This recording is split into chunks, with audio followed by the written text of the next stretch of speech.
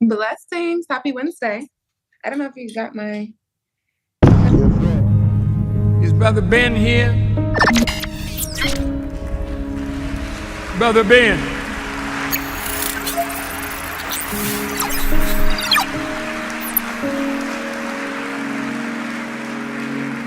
Now, Ben got a heck of a program.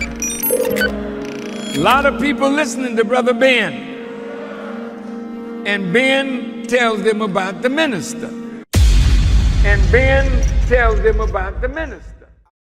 All right, in the name of Allah, the beneficent, the merciful, I bear witness there is no God but Allah. Muhammad is his messenger. I would like to greet you all with the greeting words of peace. We said in the Arabic language of Assalamu alaikum.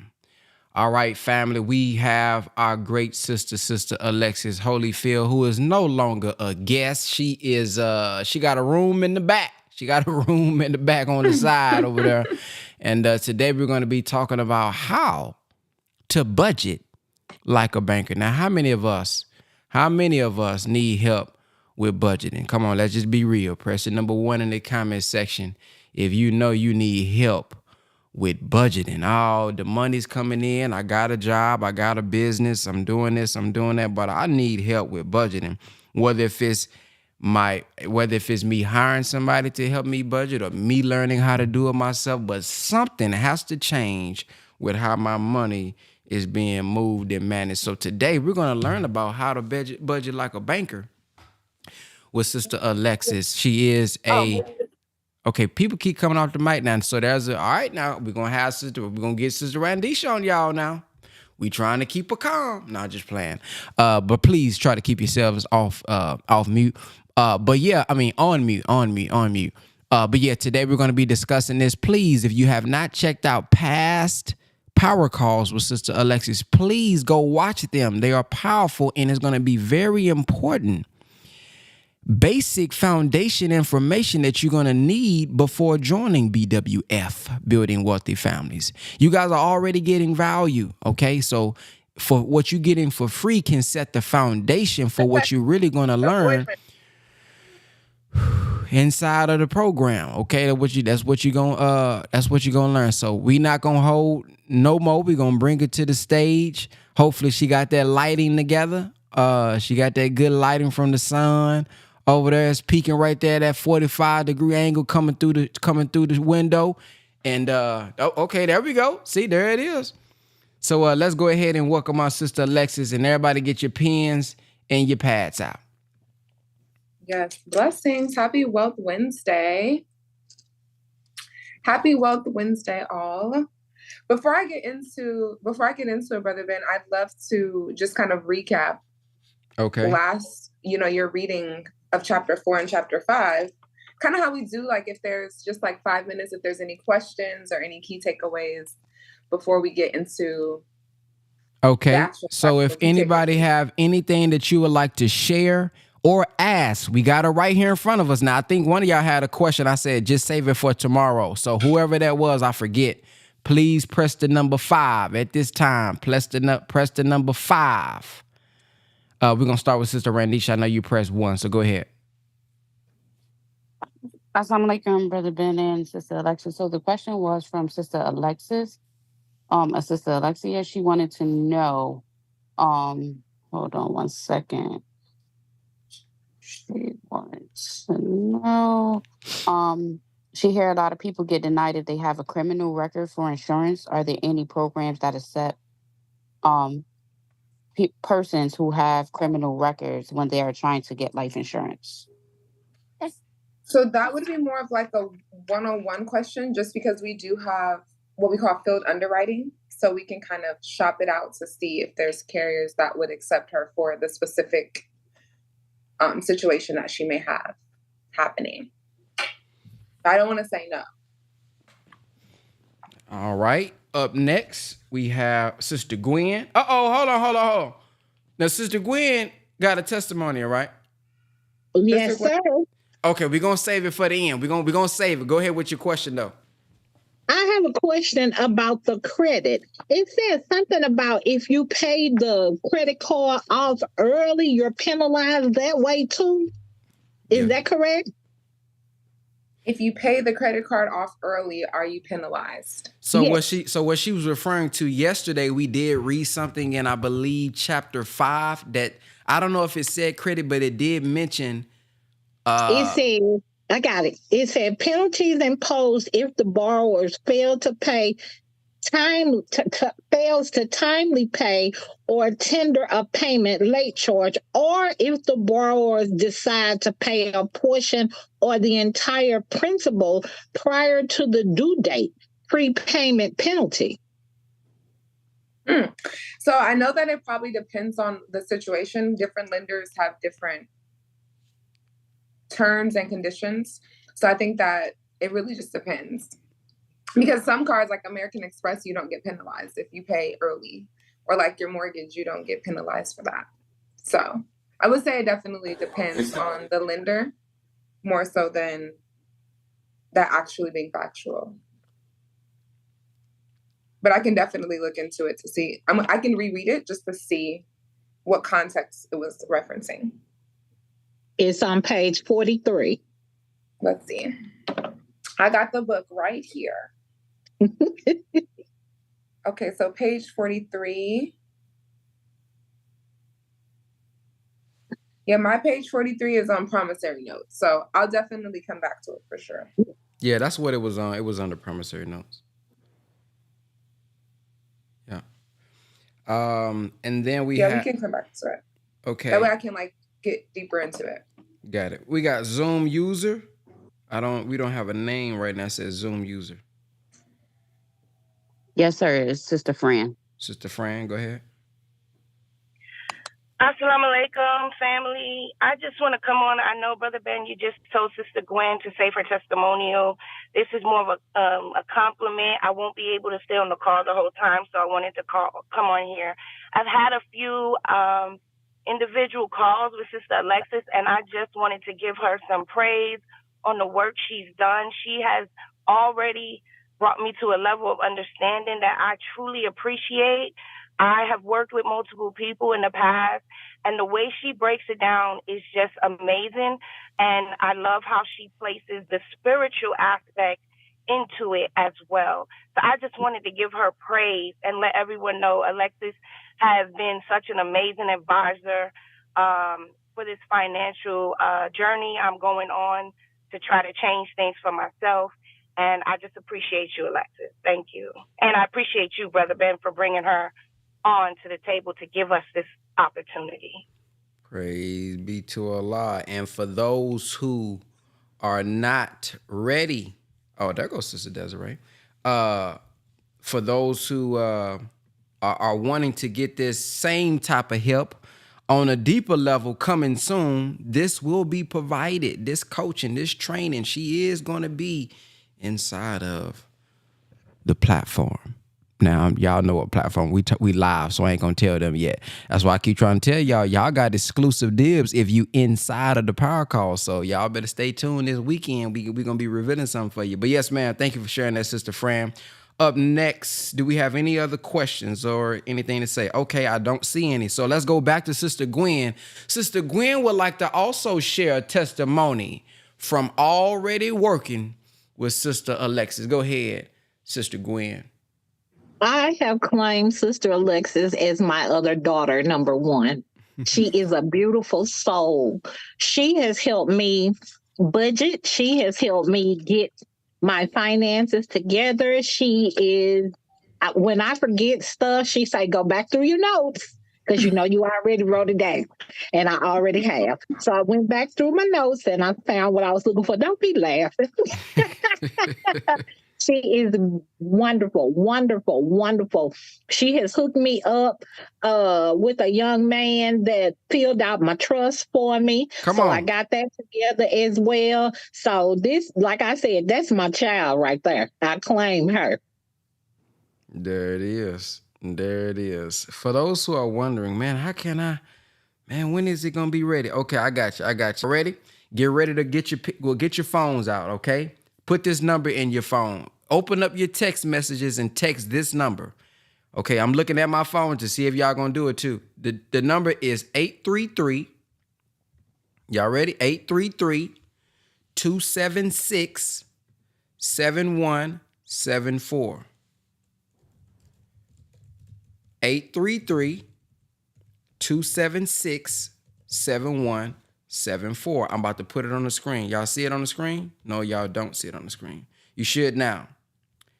Text the word rebuild to 833-276-7174. When you do that, you're going to be asked a few questions. Please answer the questions, and then that will put you on the list. When we have the updates, we are going to text you so that you know, and you're going to get an update inside of the Power Call. If you are not inside the Power Call, please go to www.thepowercall.net, www.thepowercall.net, and create your profile. I will be sharing updates with y'all there as well. So please text the word rebuild to 833-276-7174. It may take you about, maybe 2 to 5 minutes to answer the questions. It shouldn't even take that long, but it shouldn't take that long. And that'll put you on the list, okay? All right. Sister Alexis, you got it from here. I don't see any more 5s. All right. Let's get into it. First of all, thank you, Sister Francesca and Sister Gwendolyn, for that as well. And so today, the topic that I wanted to go over, I did want to just kind of recap. I love recapping. I feel like repetition is the mother of all learning. And more than just like bringing information just to have new information every call, I really want it to be more about mastery of the mechanics. Because one of the things that I like to share is that when we're building wealth, right? And from the first call, and I always reiterate, because we have our pen and our paper, that the definition of wealth is really about increasing and preserving purchasing power, right? But it's also about maximizing our human, our intellectual, and our financial asset. And so mastery of these principles is 80% spiritual or metaphysical, meaning to do with the mind, meaning to do with your identity, the self-development and self-improvement portion of even what we learned through the Honorable Minister Louis Farrakhan is 80% of this journey. The other 20% is mechanics. So I'm happy to teach the mechanics, but once the mechanics are already learned, from that point, you're just mastering those basics and you're basically just doing those things consistently. So I really want to make sure that I focus on mastering the basics as well. Sister Rendisha, I'm going to put it in the chat right now. Also, actually, I see somebody text read to there. It's rebuild. So REBUILD. So text the word rebuild to 833-276-7174. Okay, Sister Wendy, should I text it to you? Because I'm unable to switch it on my phone. So basically, I want us to just master these basics of actually building wealth and really getting clear on the identity that is necessary to really build wealth, right? Because wealth is not a grand idea of obtaining a certain house or obtaining a certain vehicle as they make us believe, but it's more so about mastering a set of habits, a set of wealthy habits over and over and over again to where we're mastering the mechanics of money. So that's why we focus on that. So today's title of the call is How to Budget Like a Banker. So even before we get into like the black box and how to loan money and lend to ourselves, we have to first learn how to manage our money, right? We have to first learn how to put our money to work for us. And so there's three rules that I want to have you all jot down. If there's nothing else that you take, I know all of you will join Building Wealthy Families because you all are building wealthy families in real life. These three things are imperative to master. So if you don't hear anything else I say, just take these three things. Rule number one, in not only just becoming a banker, but in becoming a wealth creator, is to always pay yourself first. So oftentimes we've been taught to pay others first, and then we pay ourselves what's left over. But actually, the financially independent, they actually do the opposite. So what they do is they pay themselves first, and they pay other corporations, bills, things of that nature, what they have left over. So that's rule number 1. Rule number 1 is paying yourself first. Number 2 is ensure that the money that you're saving is working harder for itself than you do. So number 2 is ensure that the money that you're saving for yourself is working harder for itself than you do. So the preface question for that is, are you working hard for money, or is money working hard for you? And so our goal is to get ourselves from the first one, working hard for money, to our money working hard for us. But before we can even put our money to work, before we can focus on multiplication, we have to focus on managing, because we can't multiply what we don't manage. So it's extremely, extremely imperative that we understand, number 1, that we're always paying ourselves first. And number 2, asking ourselves the question, is our money working as hard for itself as we do? Rule number 3 is never violate rule number 1 and number 2. So that's pretty simple. You want to master that. So why that's important and why that's going to be the preface of today's call is because when we're budgeting, right, I'm going to give you all the wealth allocations and how to allocate your funds.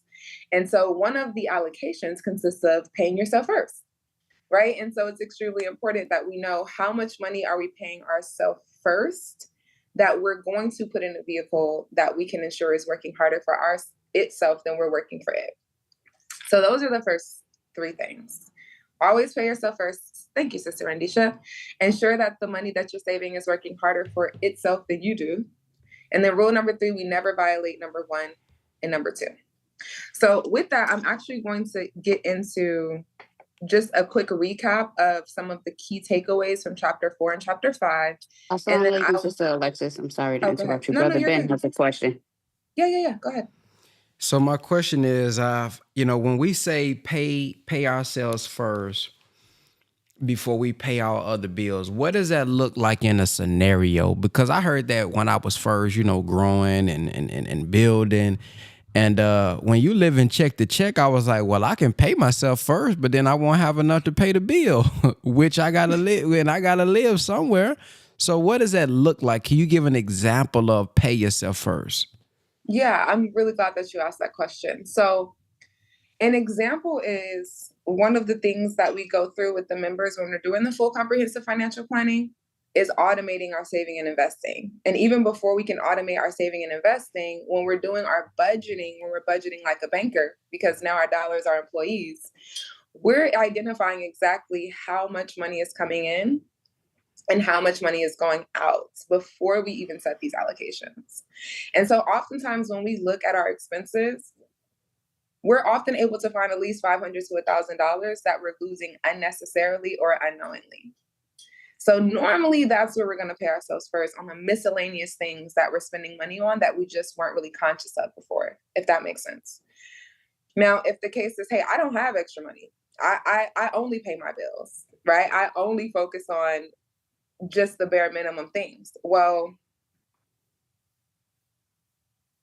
Tubi, Amazon, Netflix is not a necessity, right? Some of the things that we have are not really necessities, but they're luxuries.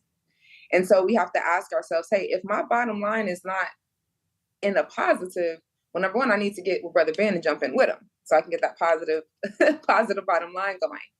But if that's not the case, it's really imperative that we look at where we're spending and we're asking ourselves, what is it that I'm purchasing that I need?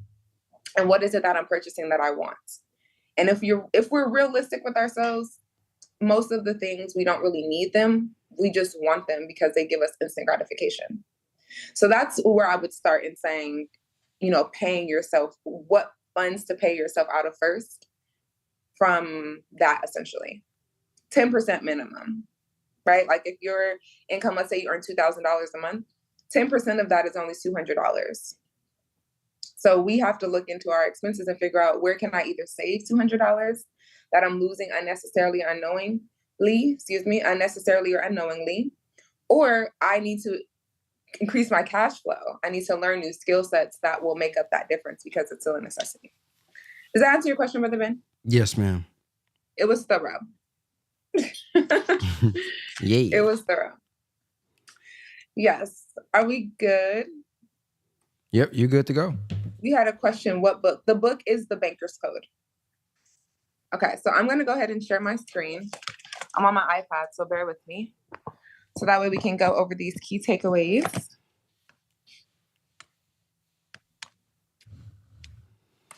And everybody, in the meantime, when everybody texts rebuild to that number, y'all did get a response, right? Please confirm that y'all got a response and it didn't just leave you hanging. I got a response. You did? Yes, I did. Okay, great. I texted, yeah. Okay. Can you all see my screen okay? We can. Okay, perfect. So basically, this is a continuation of what we went over last week because we covered, I believe, chapters 1 through 3.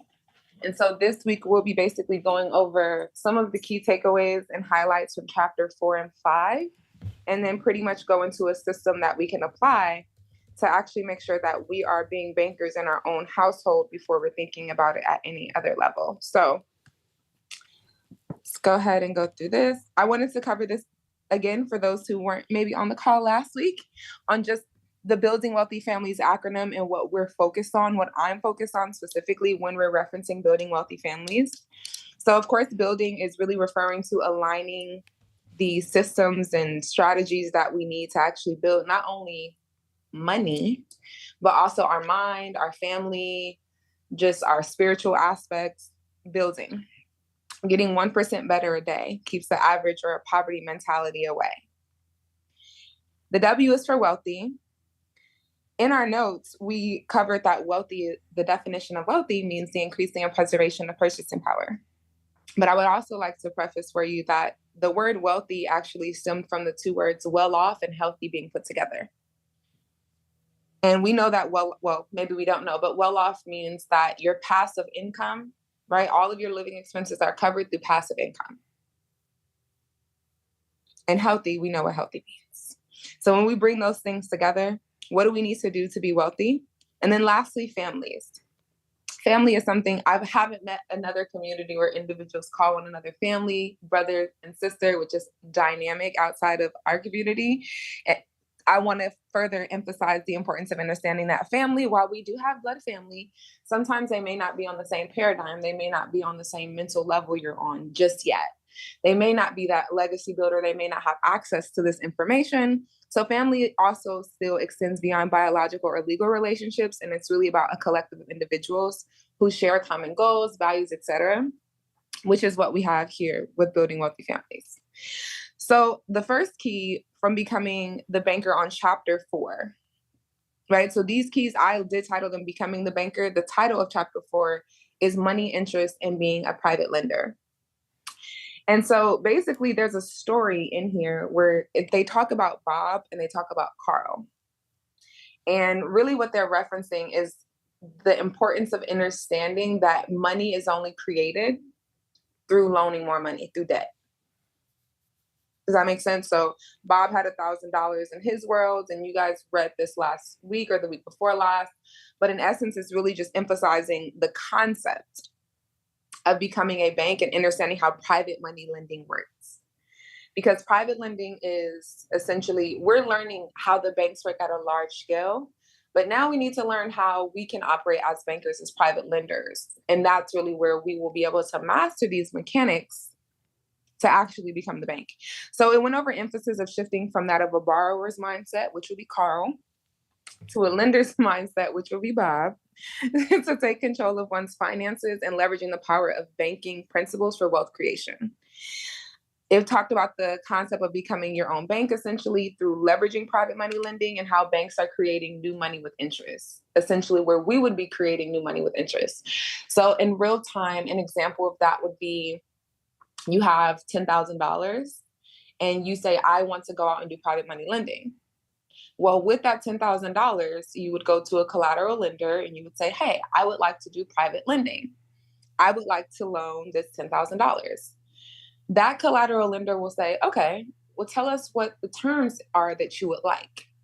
So that's when you then determine with the collateral, the licensed collateral lender, well, I would like to loan this $10,000 for this amount of time, for this amount of interest, and with this collateral attached to it. because we're bankers. So we're always going to do secured loans, right? So that's important.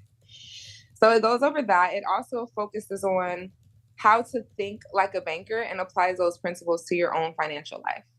So even if you're a person who's loaning out the $10,000, if that's the example we're giving, we went on down to the licensed collateralized lender, we loaned the money came back, that's amazing, but we still have to apply those principles over and over and over again in our own personal life. I would even add as a fun fact that the very process that I just shared with you regarding us taking our funds to a licensed collateral lender and us creating the terms for how much interest we'll earn and what the collateral is actually what happens for every financial institution that we save our money in today, except we're the lender for them as well. But they determine the stipulation. So I'll give you an example. If we take the same $10,000 and we go put it in an IRA, or if we put it in a 401k, or if we put it in a mutual fund, we're actually loaning that financial institution our money. So instead of us going to a licensed collateral lender and having the power in our hands to say, these are the terms and conditions that I would like to put forth for how my money will grow, the financial institution gives you that. So they say, hey, bring your $10,000 on down to this mutual fund, or, bring your $10,000 down to this bank, and we're going to open a mutual fund, but we're going to determine that we're going to give you 5%. So they're borrowing your money and you're charging them 5%.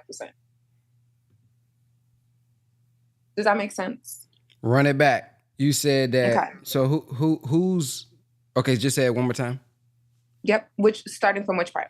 You said you go to the bank and you let the bank borrow the money? Exactly. So the example that I just shared with a person, let's just say we go to the licensed collateral lender. When you go there, they're going to say, you have $10,000, Brother Ben. How would you like to grow this $10,000?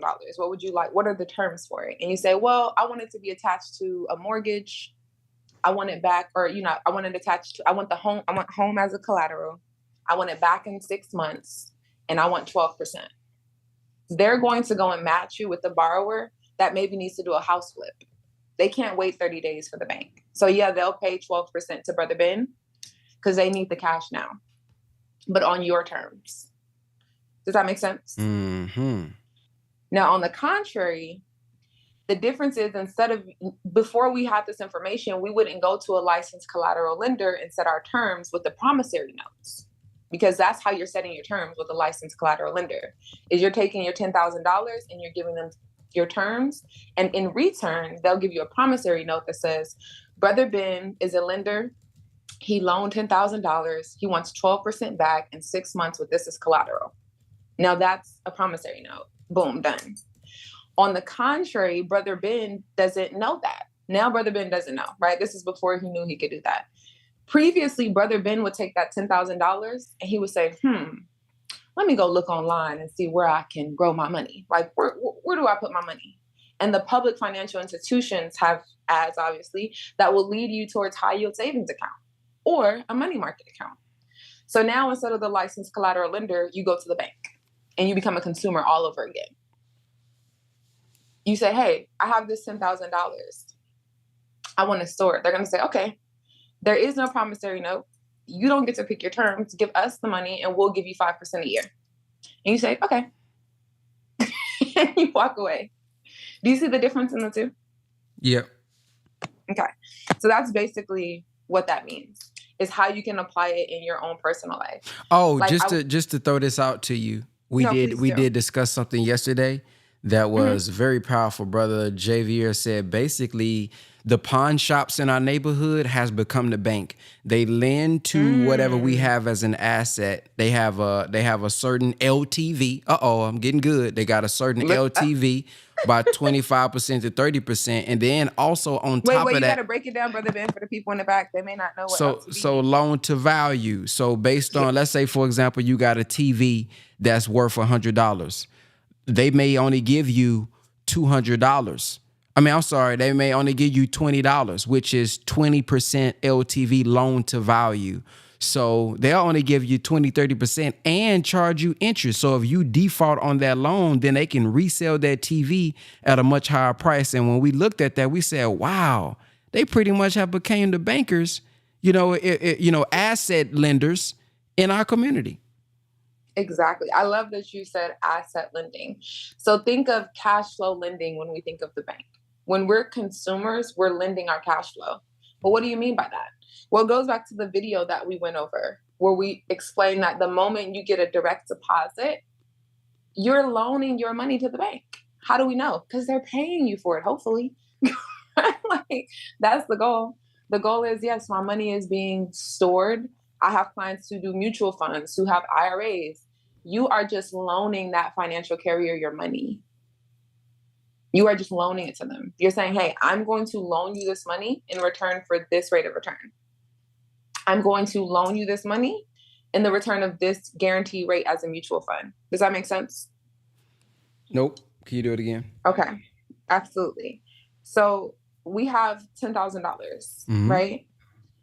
It's under our mattress. It's losing purchasing power. It's not growing. It's not really protected. It's just under the mattress. Now we're going to use the spender, saver, wealth creator. They have 3 options with the 10,000. Number 1, they can spend it, right? And they're going to go back down to the bottom line, right? Option 2 is they can save it. Where do we normally save our money? In the bank. Right. The banks are using our money. At nighttime, when the banks close, they turn on a platform and they start, putting it in the markets, and they start making 40 to 50% on the money that you have in the bank because you're loaning it to them. When I took that $10,000 and I put it in my savings account, it's now a loan to the bank. They're paying you interest on it. If you're earning 1% a year, you're still earning interest. Right. It's not enough, but they're still paying you to use it. If you have a mutual fund, you're loaning that company, you're loaning that bank your money, and they're paying you 5% because you're the lender and they're the borrower. So we want to just switch it, right? Where you're the lender still, but the borrower is giving you more incentive on your money.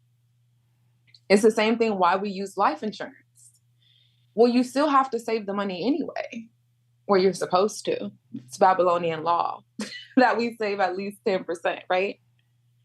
But where we save the money, we can save it like a spender under our mattress and not gain anything, just be a consumer. We can save it in a regular bank where they're not really giving us many benefits. They're just going to give us some interest for it, maybe 5% a year, if that. Or we can be a wealth creator and say, hold on, wait a minute. I need to take this $10,000 and if I'm putting it in your financial institution's hands, I need all my benefits because I'm loaning you my money. I'm giving you my reserves. You worked for this $10,000, not them. Your time and energy was exchanged for the $10,000. So anytime you put your money into a financial institution, you are loaning them your money. And then they have the ability with the fractional Federal Reserve mechanisms to loan that money out 9 to 10 times. Wow. They then pay you 5%. But it's written back in 1913, there was a book called The Modern Money Mechanics. It's worth writing down. I don't know if they have it online, but it was a book written by the Federal Reserve for the Federal Reserve before they actually created fractional Federal Reserve systems, which are the banks. And they say, hey, whatever your reserves are, you can loan that out 9 to 10 times. So if you have $10,000 of Brother Ben's funds in here, you can go loan out that $10,000 to 9 other people at whatever interest rate you want. How much are you going to pay Brother Ben now that you've loaned that money out to 9 people? The same amount, 1 to 5%. No, that doesn't work for us anymore because now we understand how banking works.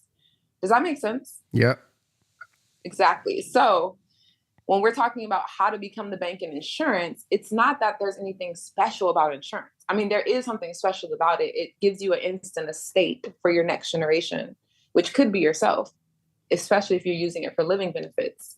But the real reason why we secure our reserves in the cash value life insurance is bullet point number 2 and 3.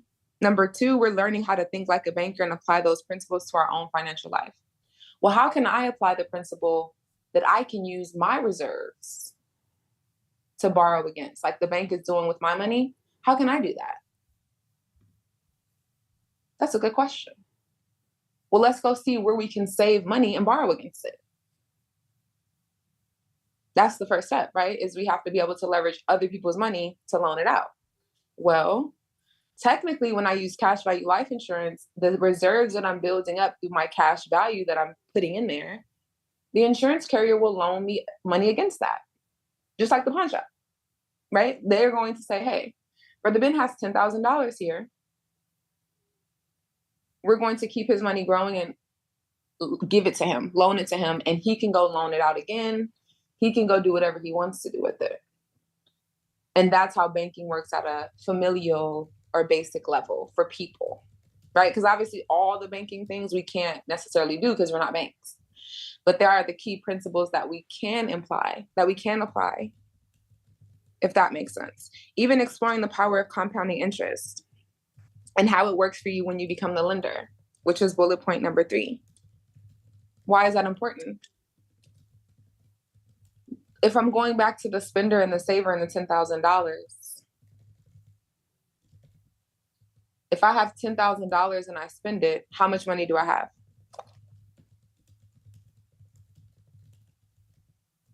Like if I take 10,000 and I go spend 10,000, how much money do I have? Y'all can come off mute, by the way.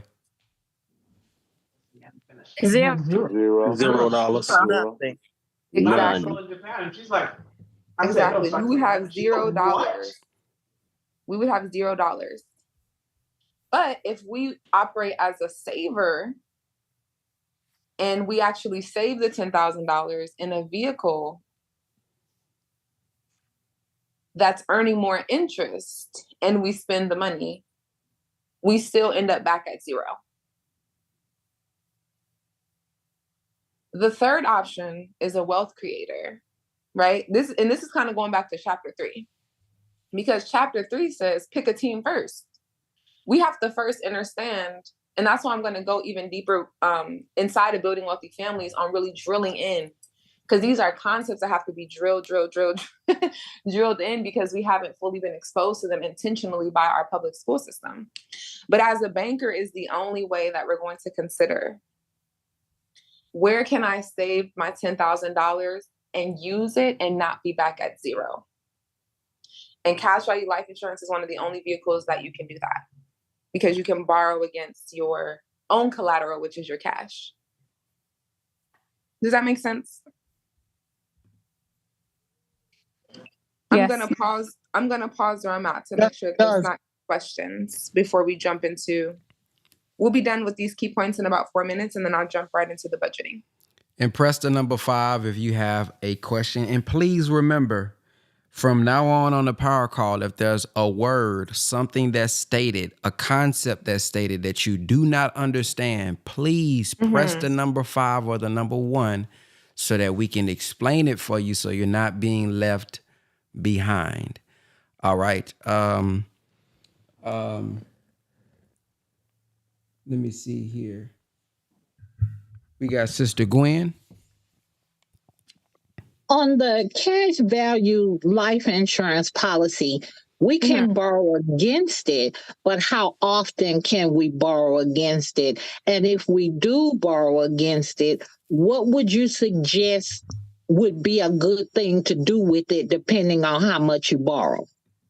Okay, so your question 1 was, how often can we borrow against it? And then what should we leverage it with, essentially? Yes. That's a great question. So how often you can borrow against it, there's really not a limit to how much you can borrow against it, but you have access to borrow an equivalent of the cash that you've saved in addition to the interest it has earned. over time. So if you have $100,000, let's just say stored up, and you go take a $25,000 loan this week and you need another $25,000 loan next week, there's no limitation on, they won't say, hey, you just took a loan last week. You don't necessarily have to pay it back before you borrow again, as long as the value is there, if that makes sense. Does that make sense? Does that answer your question? Yes, ma'am. Thank you. Of course. And then the second part, where do we put it? In the black box, right? We want to really get clear on the principles more than products.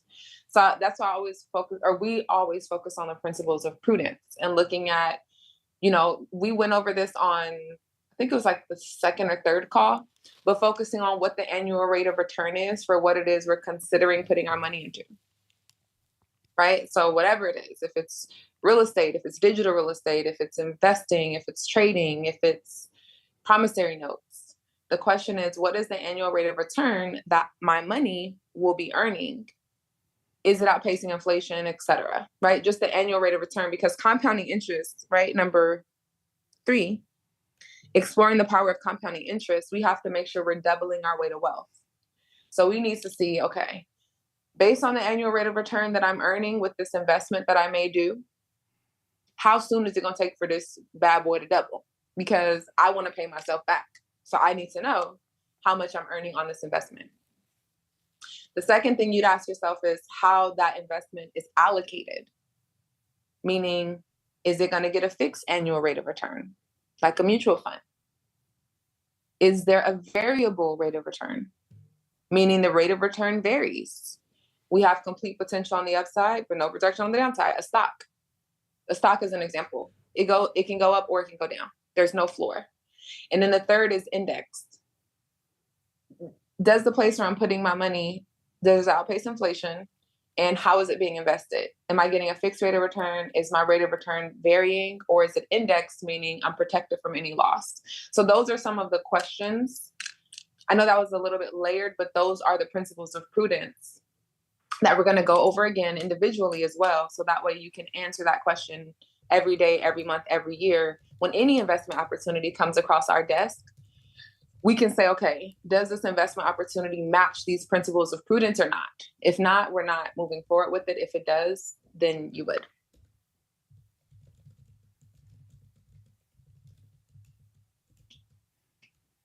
So hopefully that answers your question.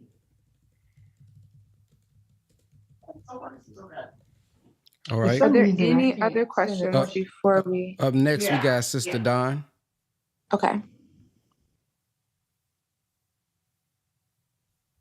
Yeah. Assalamu alaikum. My question was just a simple question. When you're talking about the US, this life insurance, I'm just wondering, because I don't live in the US, I live in the UK, is it available for people outside of the US?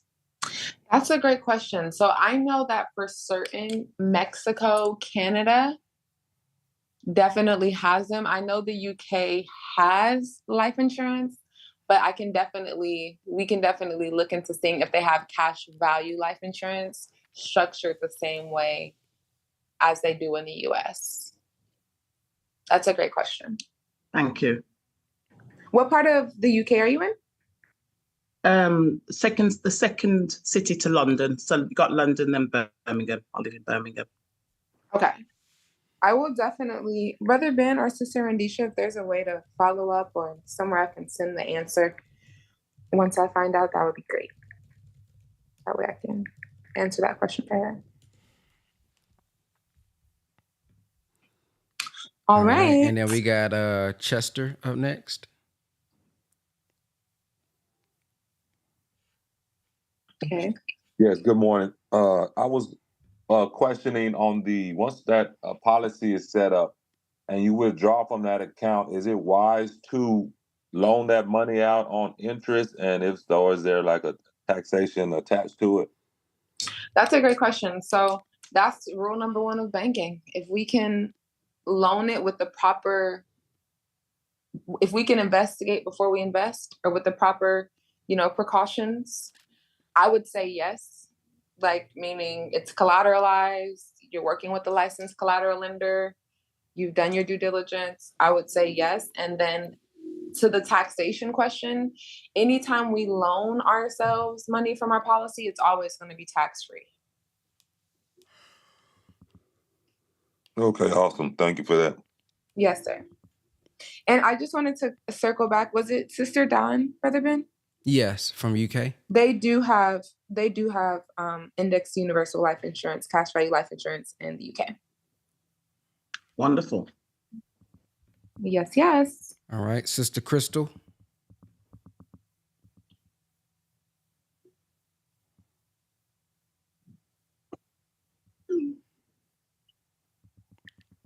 Sister Crystal. Blessings. I'm sorry. Question on the IUL. If you borrow against your IUL, I'm sorry, not borrow against, but if you take out a loan and then you take that loan and you reinvest it into yourself, into your IUL to increase your purchasing power, could you do that? You went out. Oh, you went out, Sister Crystal.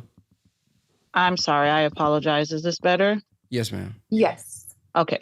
When it comes to an IUL, say if you borrow or not borrow, but if you take a loan out on what you have saved up and in turn you reinvest that back into your IUL, doubling your purchasing power, I guess you could say, could you do that? That's a great question. I'm sure you could. I don't know that there's not anything that would hinder that from happening. We would just know that now we have that loan out to essentially pay back, if that makes sense. Yes, ma'am. If I could ask one more question, in that rate, would it then, of course, with the interest that it's growing, would it be higher since you've increased your initial, Great question. So your question is the interest going to be higher when you loan the money to yourself? Correct. Nope. So the insurance companies have what's called a variable interest rate, but it normally stays between 3 to 5%. So it hasn't really gone higher than 5% and hasn't gone lower than 3%, but it still stays the same regardless of how much you're loaning to yourself. It just still stays 3 to 5%. Okay, I'm not sure if you're cleared. Say there's $100,000 in the IUL that has built up, and I go ahead and I take out a loan, and then I reinvest it back into my IUL.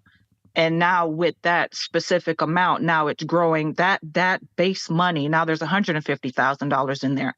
That's what I'm growing interest on. Yes. Okay, understood. All right. Yeah. Thank So you. you're always growing interest on the cash value. Even when you take a loan out, you're still earning interest.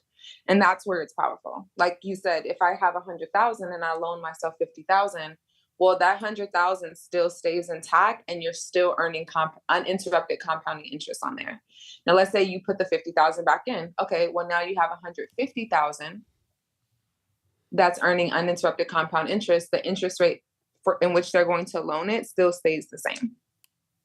Okay, yes, ma'am. The rate stays the same, but the amount that I'm growing on is higher. Yes, ma'am. Okay, perfect. Yep, and you're going to be earning compounding interest on that higher amount. Yes, ma'am. Thank you. Mm-hmm. Yes, ma'am. Please find that charger. Yeah, listen. Honestly, if I can be 1,000% transparent, y'all family, I believe it was left on the plane because I had it charging on the way here and I haven't seen it since last night. So I have my phone here though. We good to go. All right, we're good. Tony Tyler. Yes. Everyone. Yes, walaikum salam. I had a question. I wanted to know, I have a whole life policy that does accrue cash value. Like, how would I be invest money into my cash value account with the whole life? Because I know I pay premiums each month. So, like, how does that work? So that would be a great question. Sister Randisha, I believe, put the link in the chat for the 101s. Basically, what we would just do is look at your whole life policy to see what the premium amount is, how much cash value you have, and the most maximized and suitable way to do that. So we would have to definitely look at it just so I can give you the most accurate information. Okay. And also, would I be able to like add money to the cash value aspect of my whole life policy? Yes. Yes. You can add cash. Any permanent insurance policy that has cash value You can definitely add more money. I know with whole life, they have more of a fixed premium. So you can't really overfund them if you want to. But with an index universal life, you have a bit more flexibility to add more cash if you desire to. Okay, thanks a lot. I appreciate it. Yes, sir. For everyone who would like to book a one-on-one inside of the power call, please click the link that Sister Randisha has put inside of your chat. That will get you a one-on-one call, a free, complimentary is the better word, one-on-one call with Sister Alexis. If you have a policy, if you have anything that you would like to do and you want to make sure that, hey, I'm making the right moves, that is the link that you want to click right there. All right, let's go to Sister Gina. Assalamu alaikum. Alaikum. So my question is that with these insurance policies, like, would I be able to take one out on my son that has the cash value? If I'm just asking as an example, could you take it on somebody else and do it in a cash value way? Yeah, definitely. Yeah. Okay. So in that case, yep. So in that case, you would basically be the policy owner. Okay. And your son would be the insured. So as the policy owner, you have the ability to maneuver the cash value the way you have full control over the policy, but it's his health rating that they're using for the policy as the insured. Okay. Now also say that you have one, like, okay, I'm going to use my mom, for example, because I really do. She has one. She has a policy. I'm the beneficiary, and I'm also her power of attorney. Now, I just found out that she does have a cash value on it because of dealing with the state, trying to make sure her Medicaid stayed in place. I had to divulge that information. And when I called the insurance company, that's when I found out. I didn't even know she had that type of policy because I went through a sister of a mutual friend, and I don't even think she realized the type of policy she was selling me. But that's what I found out, that there's a cash value on it, and there's a face value. So with me being in that position, if I decided to, would I be able to do something with that as well? And then my last question is, well, hold on. Can you do one question at a time? Because I'm trying to keep up with you. Okay, I'm sorry. All right, I'm sorry. Before you answer that, Sister Alexis, for those who don't know, a power of attorney definition, the authority to act for another person in specified or all legal or financial matters. So I know we all probably have heard power of attorney growing up, but anybody who didn't know exactly what it meant, it means the authority to act on another person's, to act for another person in specified or all legal or financial matters. Okay, Sister Alexis, if you can answer that first question. Okay, so the first question that you asked was, is there anything you can do with the cash value? No. I was asking, well, first I asked about my son, but the second question was I was asking about with my mom, with me being her power of attorney and being her beneficiary on her policy, would I be able to do anything with that cash value that it has in her, in her insurance policy? Or is that something that I would not have to do? The cash value is what it is. And, I don't know. I don't, I'm saying I'm kind of lost in that area. Yeah, definitely. So I would say let's look at it individually, like one-on-one, just to kind of see exactly what it is that she has in place, et cetera. But normally as a power of attorney, you do have the right to exercise those type of changes or preferences if need be, normally. Okay. And my last question, as long as it's in the best interest of the person who you are the power of attorney for, similar to like a trustee. Okay. And then my last question is it better that you get a policy younger than older? Absolutely. Definitely. The reason for that is because, one second, I'm actually switching devices, and so I'm making sure that you guys can see the screen. So the reason for that is because of what's called a cost of insurance. So even when we're leveraging cash value life insurance as an asset class, the main fees that these policies have are the cost of insurance to actually insure you. Does that make sense? Okay. Yes. So the cost of insurance is always based on, the cost of insurance is always based on health and age. Okay. So the older you are, the higher the cost every single day. Literally, Gotcha. we get older. The cost of insurance does slightly increase. And then obviously with our health, the reason why it's really important is because we don't know what will pop up in our blood. Not all of us need to live all the time. And so let's say something happens, we get like a sickness or we just don't know. There's just all type of things that happen with this food. Once you go to the doctor, there's something called the Medical Information Bureau that pretty much has it's like a driving record, but for your medical history. Once anything hits that Medical Information Bureau that's not suitable or doesn't serve you, it does dock your costs. Like it docks also the ability for you to have insurance sometimes, so they can deny you depending on what was in there that maybe wasn't there before. So yes, to the younger, the better. Okay. Thank you very much. That's my question. Yes, ma'am. Appointment. Yes, ma'am. Yes, ma'am. How are we doing with the questions, Brother Ben? Are we good? Because I'm going to cover the last couple of points and then get into the budgeting.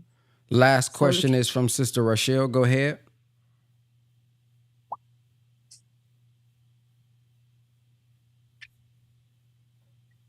Hi, Sister Alexis. Assalamu alaikum, Brother Ben.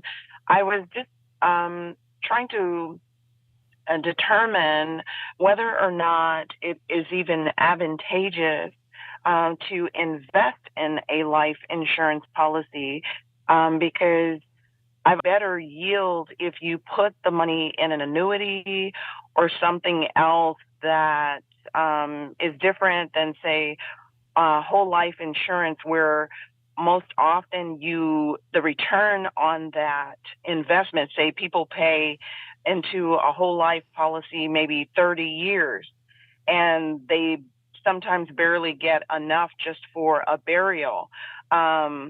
Whereas if they put the money in an annuity, they would have more at their disposal even to address. That's pretty much my question. I'm trying to understand more about the necessity of, now, grant you, I do understand some people do need, they're concerned about having something when, because we all have to go. But I'm just more concerned about how to get the best return on that money that you're even investing in a life insurance policy, whether it's term or whole life. Okay. So can we sum up that seminar like one question? Okay. So what would you feel do you feel then that whole life or term life is a better investment than investing the money in an annuity or something else? Okay. So I would say it depends. It depends on what your goals are, because an annuity and whole life and even index universal life, term doesn't accumulate any cash value. So it would only be permanent insurance for an annuity. They both kind of serve different purposes. So I'll give you an example. With a life insurance contract, the question would be, how many times do I want to use this money? How much liquidity do I want to have to this money, right? Liquidity is important, is a key there, because with an annuity, the definition of annuity stems from the root word annuitization. Annuitization. And what it means to annuitize your money, where annuity stems from, is you're giving up not ownership, but you're giving up pretty much ownership. You're giving up the money contractually to the insurance company. So you're annuitizing it. You're saying, I'm going to relinquish power to you for this money. And in return, you give me a contract that says I'll never outlive this money. Does that make sense? So when I'm giving up the right to the money, I no longer have the ability, depending on what type of annuity it is, the insurance company is now going to be growing that money for me. Now, because they gave me a contract that guarantees I'll never outlive the money, once the balance is gone, so let's say you put $100,000 there, right? Once your $100,000 goes to zero, you no longer have a death benefit, but the annuity company will still pay out because they have a contract with you that you'll never outlive the money, but they don't have a contract with your next generation or, your heirs that they will receive money when you ascend. Does that make sense? Yes, it does. But then, are you not able to make provision for your heirs to inherit the value? Yeah, you can definitely make provisions, but with an annuity, once the balance that you put into the annuity has been paid out, there's no longer a death benefit. There's only a death benefit for the balance that but you don't need it. Okay, we can definitely discuss it. We can definitely discuss it further on a one-on-one. That way I can get more clear on like exactly what the situation is and what your question is specifically. Okay. Thank you very much. Yes, ma'am. All right, we have a question that says, what is liquidity? Great question. So liquidity is basically liquid cash. So it's just cash. Got it. Before we move forward, everyone who's tuning in, I seen somebody say, hey, how can I get my sons to tap in? I look like you, or children, you tagged. But text the word rebuild to 833-276-7174 to stay updated with the new program that we are building. You guys are going to learn about digital marketing, building a business, taxes, trading, and wealth management inside of this program. So those of you all who are on this text list are going to get a what's a better one? How can you say this? A great price. How about that? You guys are going to get a great price. And it's going to be sometime this month, so just stay tuned. And I got some videos that I would like for you guys to watch, those of you all who have not watched them yet, that I believe will be very beneficial for you guys, especially if you was in the past program. So text rebuild to 833-276-71. Yeah, early bird special. There you go. That's a good word for it. Early bird special is what you're going to get. All right, over to you. Yeah, so the last couple of keys that I want us to take away as we bring it back is really just number one, the 3 wealth principles. Number one, always paying ourselves first. Number 2, making sure our money is working as hard for itself as we do. Number 3, never violating number 1 and number 2. Once we get past those basics of mechanics of just paying ourselves first, then we can start learning more about mastering these keys that we're learning in the Banker's Code. So I'm going to go over these really quickly. So things to take away before we get into the budgeting template is the secret is to learn to be the bank, right? But the original idea of even banking came from how they can maximize their reserves. And so we have to make sure that we understand and overstand that if we're building a wealthy family or we're building wealth, we have to first build financial independence. And in order to build financial independence, the definition of financial independence means earning passive income. Financial independence means to earn passive income that supersedes or outweighs your living expenses. So earning more passive income than what it costs to be you. And that's why this budget is so important, because once we learn our expenses and we further understand, okay, so this is how much it costs for me to be a me. This is how much it costs for my family to operate. Now we can set goals of, before we can say we want to create wealth, we want to create financial independence, which is learning how to create passive income. So in this case, using digital real estate with Brother Ben. Once we know our living expenses, if it's $4,000 to be you, well, your goal then is to earn your first $4,000 passively. Start learning how to make $4,000 passively with digital real estate to ensure that you can be financially independent. So that still stems from learning how to save, right? Saving to invest.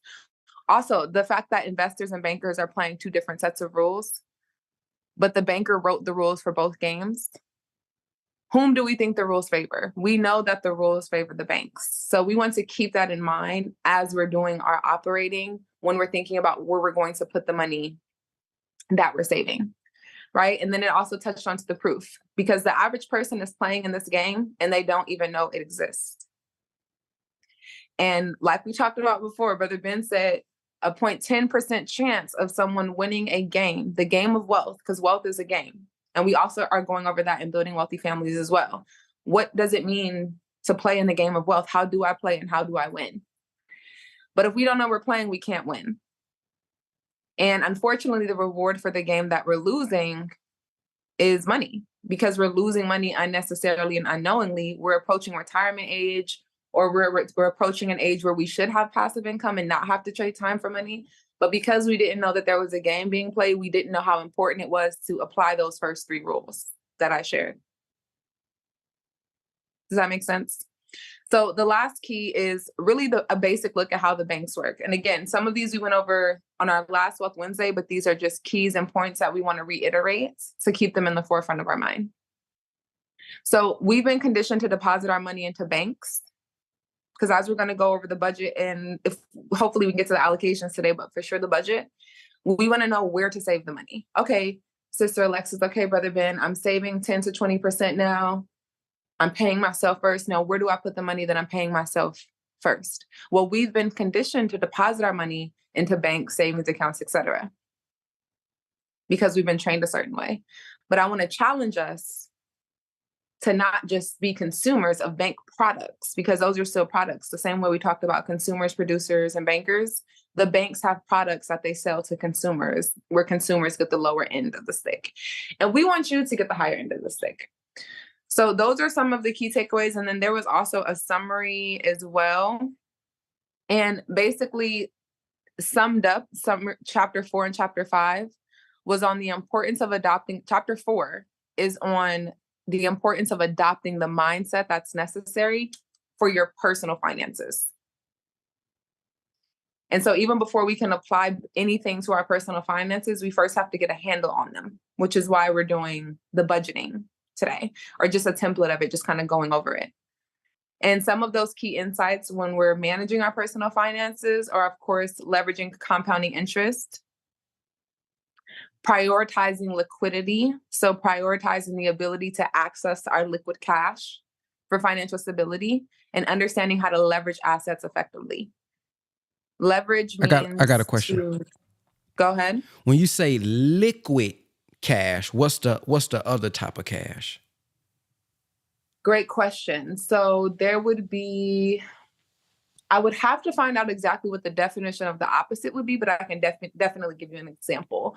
So an example would be the $10,000 we have. When we have it in the insurance, we have access to grab it, right? It's liquid, we can obtain it. Mm-hmm. If we have a house with $10,000 equity, you actually have to sell the house first, normally. It's not liquid. It has to go through a different form. It has to change through another form before you can get it. So if I was to try to translate it for my mind, I would call it liquid. Liquid means accessible cash. I can go get it now. I can go withdraw it today if I wanted to. It may be, I may have an investment, let's say, for example, a CD, right? Or whatever else, where it has to, it's in there for a period of time. There's a contract or something like that. And you can't withdraw it all out. Like, for example, there's some trading accounts where you can't go withdraw it, at a certain point or whatever. So it's not liquid. It's in an investment. You got access to it. It's a part of your asset portfolio, but you can't withdraw it. That's not liquid. Liquid is, I got $10,000 in my bank account. I can go withdraw it today if I wanted to. That's liquid. Yeah, instant access. Yep, exactly. Like even when you're going to get like a commercial loan or you want to get a home loan, there's a box that says liquid assets, because they want to know what you have access to. Versus if you have something else that you have, like you said, sell it first, or they have to open it first, or if there's another step that has to be included for the money to transition or to change into liquid, it's not liquid. So that's a good, maybe we could say hard money. What's our frozenity? If something's good, solid we gotta figure that out, family. We gotta find the synonym for liquidity. Probably solid cash, solid liquid gas. Solid cash. Yeah, solid cash. Yes, exactly. So that's the thing too. And also I just want to add this pin in there as well. And we should be done here in about 17 minutes or so. The sister who came on previously who asked about the annuity, this is kind of a part of that answer, right? The insights and understanding. Am I prioritizing liquidity? And am I understanding how to properly leverage? Meaning leverage means I'm able to use it in two ways and it works good for me, right? Like if you leverage $10,000, that means that I have the 10,000, but I can get a loan on the 10,000. So now I'm leveraging it. Like if you close your eyes or put two hands in front of you and you put them flat with your palms facing up, just right in front of you, that's leverage. And if you move one, then obviously it will go to the left or to the right, like a seesaw type of thing. Or like the justice. Have you seen the woman that holds the justice scales? And they sit perfectly? That's leverage. Because one can tilt to the left, it could tilt to the right, depending on how it's structured, if that makes sense. And I just want to preface too, any of these concepts that may be new, this is a new language. It's just new language. So as we go over the words, as we continue to study the Banker's Code and really review it, recite it, etc., all of these concepts will make more sense. And we're going to do a lot more in depth in building wealthy families. This is really me trying to comprise this high level concept in 90 minutes, right? But once we get in building wealthy families, we're really going to deep sea dive into these so that we can really apply them. Because high level information without systems of implementation is stagnation. And we're here for transformation for generations, not stagnation. So the last key point in summary before we get into the budget is the three fundamental concepts of the banking system. This is like one of my favorite parts because these three fundamental components are what we have to lead with. Like if we don't have to do anything actually, but if you are a person and you're saying, I want to build a wealthy family, I am building a wealthy family. Even if I am my only family, you have this family here too. So I am building a family. What do I need to focus on? The three fundamental components that we're focusing on are savings, credit, as Brother Ben calls it, credibility, our character, our ability to access, purchasing power, and then being able to invest the money. But because, we understand the investors versus the bankers, we're investing in a different way. But the ultimate goal is to make our money make more money. And so basically, we learn through reading with those elements, essentially, the significance of how to leverage the assets. And what that means is how to best effectively use the money that we're earning to make more money for our future self. Does that make sense? Prudent, the definition of prudent means a financial plan, and this can be researched on Investopedia. Side note, Brother Ben, are you familiar with Investopedia? Are you all familiar with Investopedia at all? Yeah, I use it to define words. Amazing. So any investing words, any words that you ever hear Alexis speak, because, most of them, when it comes to finance per se, can be found on Investopedia. And Investopedia is basically a Wikipedia for investing. So every single word that exists when it comes to every word, from the hashtag to the 401k, 403b, every terminology that you can think of. And if there's one that ain't on there, we're going to send them a letter, email, and make sure they add it because they have pretty much all of the words. So prudent is on Investopedia, and it means a financial plan that is suitable, or a plan that is suitable based on our goals.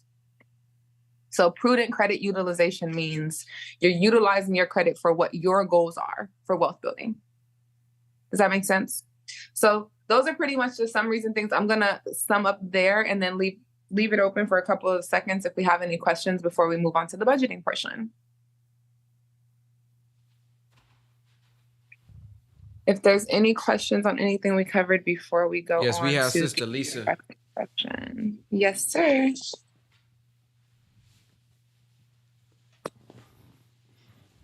Sister Lisa. Can you hear me? Can you hear me okay? Yes, ma'am. Yep, we can hear you loud and clear.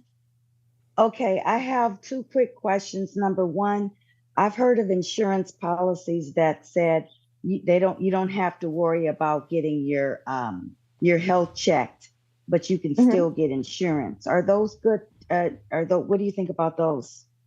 Yeah, so they do have some carriers that say you don't have to do the paramed exam. Oftentimes they still kind of do a quick check at the Medical Information Bureau, but sometimes the products aren't as good.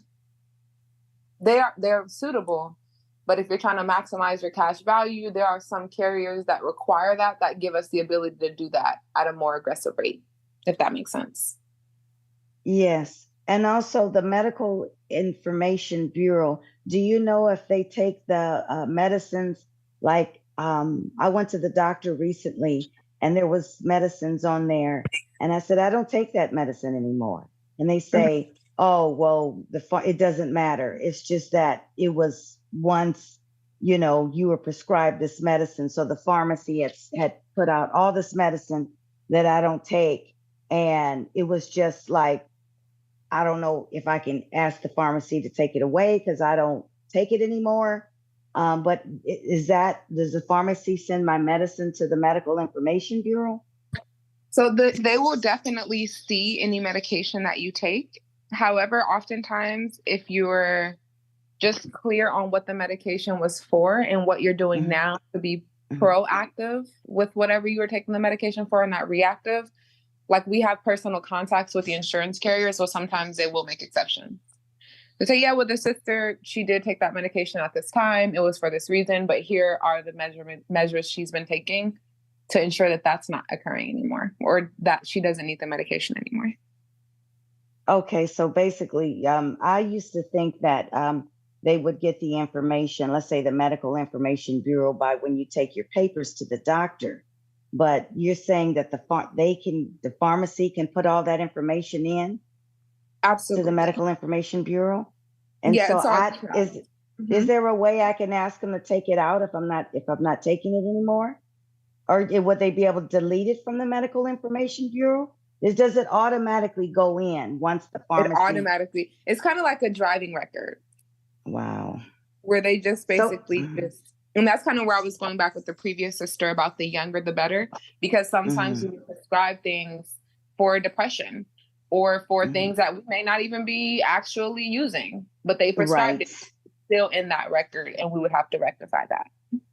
So how would I ask to get that removed? Do I have to write the Medical Information Bureau, or do I ask the pharmacy to please take that medicine off because I'm not getting it anymore from you guys or whatever? How do you get that removed? What I would suggest is if you want to book a 101, we have a field underwriting team. We can work with you just to kind of see what our options are and navigate you through that. Okay. And then there's another question. I have a couple of different credit unions that always send this paper, or AAA, for example, they'll send this life insurance, some sort of they paid in full. Maybe they'll give you $1,000 and say you don't, like if something a fatal covered accident, they'll automatically give my beneficiary I assign $1,000, for example, and there's no strings attached. But then they say if you want to add like $300,000 more of this AD&D coverage, regardless of your health, this added insurance is yours upon request for $1 a month per $10,000 of insurance protection. So I always get this from AAA or my credit unions, and I haven't signed up for it because I don't know if that's any good. Yeah, no, I totally get it. So I would love to just kindly reiterate, if we can do a 101, we can review it for you and just kind of see how it fits for what your estate plan and what your plan is. If it fits, we can see what the pros and cons are if we want to maximize it. If not, we can identify something that works better along the lines of what you actually need, not what they're trying to sell you. Yes, ma'am. Okay. All right. 2 more, and then we're going to move forward, Sister Ina. Yes, thank you. I wasn't clear on where you said we should store our money because the banks are for the banks. So, yeah, can you repeat that for me, please? Yes, sister. You got to meet us on the other side. We're building wealthy families. But essentially, we want to focus on the principles of prudence, and we're going to cover those more in depth. We had them on a couple of the power calls, but just mindful of time. We're going to go more into depth on some of the vehicles. Cash value life insurance is the one that I reference on this call specifically, but we don't want to just make that decision based off of hearsay. We want to make it based off of the actual principles of prudence, which we'll be going into more depth on. So that way you can make that decision most effectively. Okay, I thought I missed something. All right, thank you so much. Yes, Speaking of, we got 101 people on here. How many of y'all are learning? Press the number 1. No, don't press the number 1. Put the number 9 in there. No, don't put the number 9. Y'all ain't even heard what I said. Yeah, y'all already put the number 9. Comment the word me if you learning. If you learning this thing, comment the word me if you are gaining information on these Wealth Wednesdays, man. Is this not are we not learning more than what we learn? I can't speak for y'all. I'm telling y'all, I'm learning more that I can actually apply to my life than what I learned in high school, what I learned in my junior college, what they was trying to teach me my junior year of college. Man, I'm learning more. So with that being said, family, please text the word rebuild to 833-276-7174. We are going to be going into depth inside of the Building Wealthy Families program. You're going to have access to live coaching every week. You're going to have access to curriculums. You're going to have access to, we're going to be doing in-person events. VIP members will be able to get hands-on training. And we do have an event coming up in June, by the way. That's why I keep telling y'all, go ahead and text the number so y'all can get these details that's coming up very soon. So if y'all have not already texted this number, or if you are not already in the power call, if you are learning from this free information, because this is free. We already have testimonials, as y'all heard, from people free. Wait till we open this bad boy up and see the testimonials that's coming. So I just want to remind y'all of that. We all learning, but we're going to be going more in depth once we get into the program. Let's go to Brother Dion, and then you can go ahead and move forward. Go ahead, Brother Dion. Yes, sir. Appreciate it, Brother Ben. Been kind of out of the loop, brother. I didn't know you had the Wealth Wednesdays going on. Just want to make a statement because I have to sign off. And I'm an entrepreneur 30 plus years now. And the knowledge that the sister is sharing, what I would like to say is that we should forge our own banking, our collective dollars. Many of us may know that. When I hear the sister speak about lending money, it's many of our people that can use these services from us. And we have to be willing to sacrifice. You know, the minister made a statement. He said that you all want to be successful financially, get a convert. And many of us may hear that and think it's just going after the people with the word. Whether we believers in the nation or not, we just desire righteousness, but it's compounded with finances and is equated to finances. So I would say that let's strive to make a sacrifice with those of us that have capital, because it's a lot of our people out there that can use the finances and can and are willing to I don't want to say pay interest. I don't want to direct it there, but are willing to make sacrifices to pay the money back. So I believe we should sacrifice and strive to sacrifice for our own people to become our own individual bankers in our own right. And I know we look to these banking systems and that's a reality in the present, but I believe we should just sacrifice and strive to pool our resources, pool our dollar, and sacrifice for those that really can use the money and that get denied by institutions. And I believe we'll be doing the work twofold to make the minister's words brought to fruition. I just wanted to say that. Appreciate it, Brother Ben, for bringing me on to say those few words, and thank you very much. Yes, sir. And to update everybody, some of y'all who was already on over there and y'all been on Wednesdays, y'all already know our plan.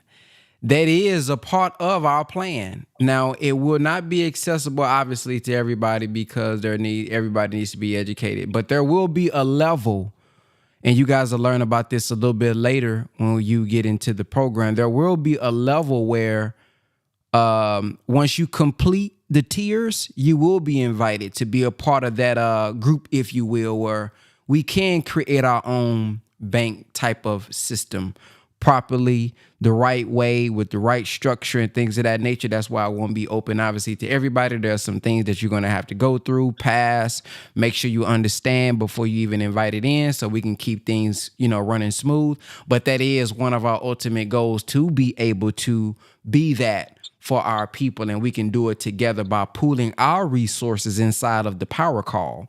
So yeah, that's one of the things that we're going to be working on over the next, God willing, next couple of years. Even if it takes a couple of years, maybe we can do it ASAP. Sister Alexis is a guy when it comes to this stuff, and then we all got wealth advisors and people that we look up to, so they can come down and help us and all that type of stuff. So that is going to be one of the benefits of being a part of the program. We have discussed that as well. Okay, I think that is everybody. You can go ahead, Sister Alexis.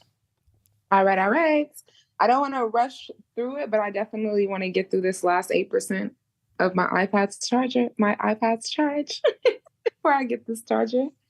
So I'm going to basically just go through really quickly a budgeting template that we can use in order to begin tracking our money.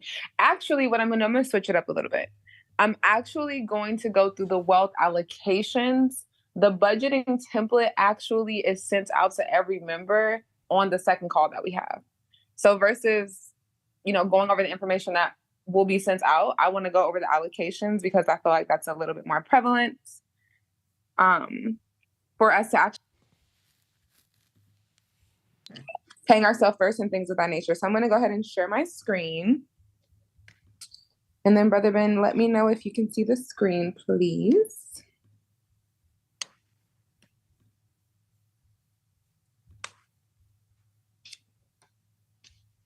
Can we see this? Let's see.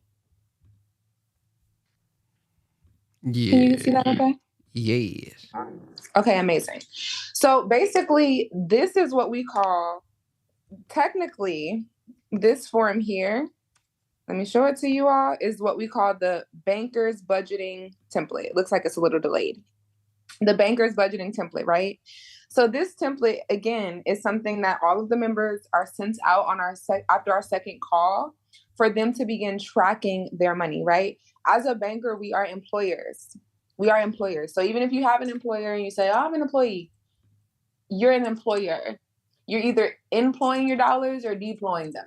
Employing means you're putting them to work and they're coming back to you 3 to 4 times. Deploying them means you're putting them out to work and they're not bringing you anything back. And I don't know about how many of you all have 9 to 5s, but I don't know how many days or weeks you will be able to show up to your job and not produce anything that they will continue paying you. Right? They eventually just say, okay, this person's not producing. So we want our dollars to be producing. So the first thing to do when we're looking at multiplying our money is to really begin managing our money. So how do we begin managing our money? One of the greatest ways is through budgeting.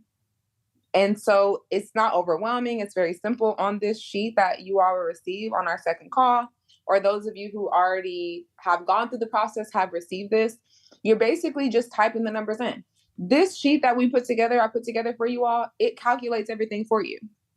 So you don't even have to think about it.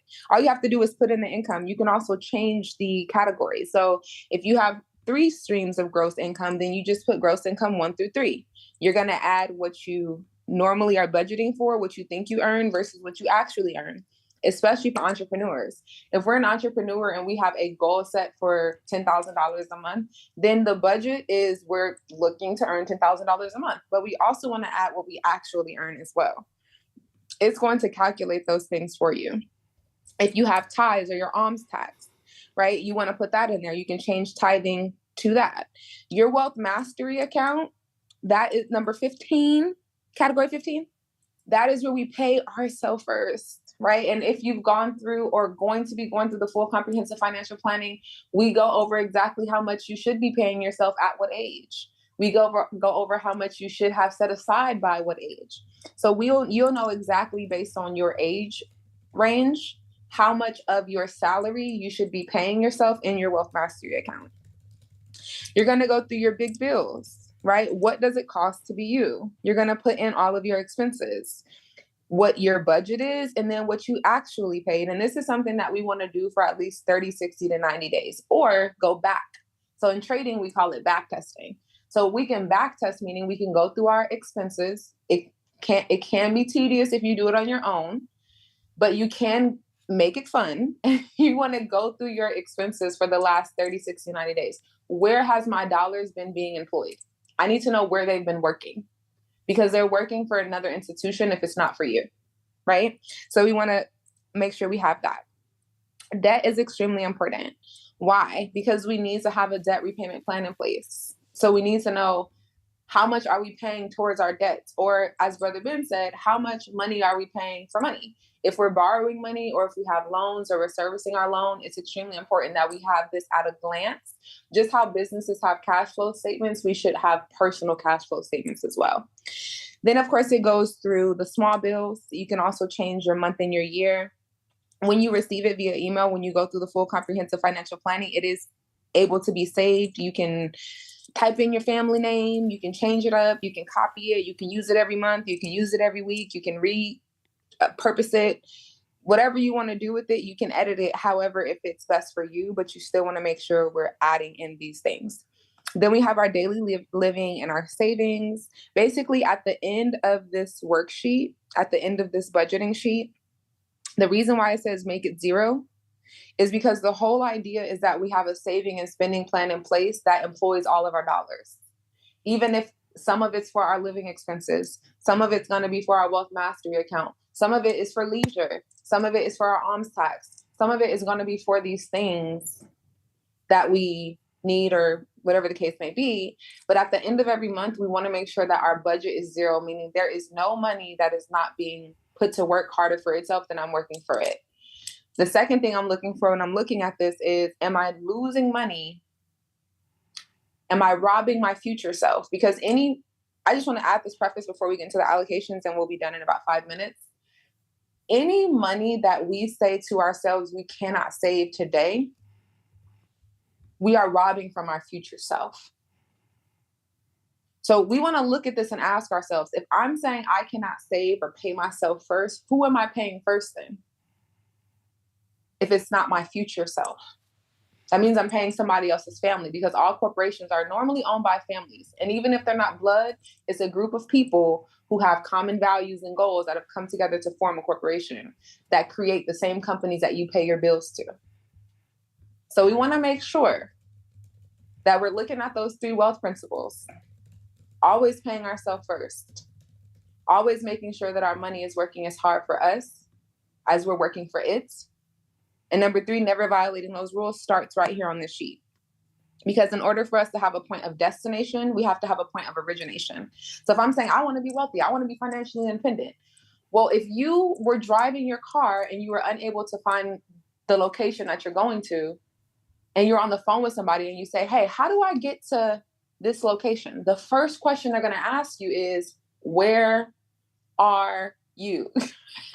They have to know your point of origination. So we have to know exactly where we are and get really clear, really bold with these numbers, because they're just numbers that I promise, even though it seems like they'll jump out of the screen at you, they just stay there. And get really clear on where we can move things around so that this wealth mastery account is accounting, so that we're not robbing from our future self.